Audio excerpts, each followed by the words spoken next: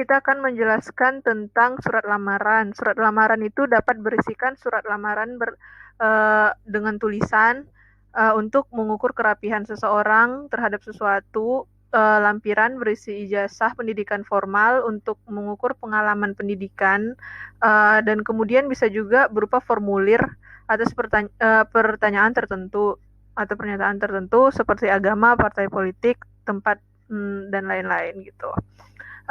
Yang untuk penelitian itu bisa dimanfaatkan untuk menggolongkan apakah pelamar itu ekstrem kiri atau ekstrem kanan dan sebagainya. Untuk tes keterampilan dan pengetahuan diutamakan untuk korporat tertentu atau untuk perusahaan tertentu di bidang tertentu, ada pengetahuan bidang tertentu yang juga harus dimiliki oleh seorang pelamar tersebut. Setelah tes pengetahuan bisa juga dilanjutkan dengan tes keterampilan. Biasanya itu berupa praktik apabila perusahaan tersebut memerlukan keahlian praktikal gitu. Kemudian tes kesehatan. Tes kesehatan ini pada awalnya dapat dilakukan oleh semua dokter, tetapi karena tidak di semua tempat itu terdapat dokter yang mumpuni, tes kesehatan itu bisa berupa rujukan perusahaan pada suatu rumah sakit tertentu atau dokter perusahaan tertentu begitu. Kemudian untuk tes psikologi itu dihubungkan dengan tes kejiwaan. Misalnya bakat, motivasi, dan kepribadian seseorang.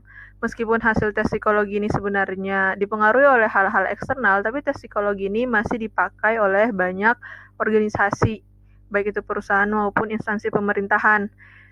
Yang terakhir yaitu wawancara. Wawancara ini merupakan salah satu usaha untuk mengecek kebenaran tulisan dari pelamar dengan yang sesungguhnya. Nah, wawancara yang lebih komprehensif bisa untuk mengetahui sifat dari seorang pelamar begitu. Nah, konsep yang harus dipegang dalam seleksi ada dua. Yang pertama itu validitas, yang kedua reliabilitas. Validitas itu menunjukkan bahwa tahapan seleksi yang diujikan relevan dengan pekerjaan yang ditawarkan, sehingga pelamar yang berhasil lolos dari tahapan seleksi merupakan pelamar dengan pekerjaan yang paling bagus atau terbukti bagus begitu. Sementara untuk reliabilitas berarti seleksinya itu harus konsisten dilakukan untuk semua orang yang melamar. Bila dilakukan uji 2 kali namun hasilnya tidak konsisten, maka seleksi tersebut belum dapat dikatakan baik begitu. Nah, yang terakhir dari pembahasan kita adalah masa percobaan. Masa percobaan ini bisa digunakan sebagai usaha untuk memperkecil kesalahan dalam tahapan seleksi yang telah dilakukan oleh suatu organisasi.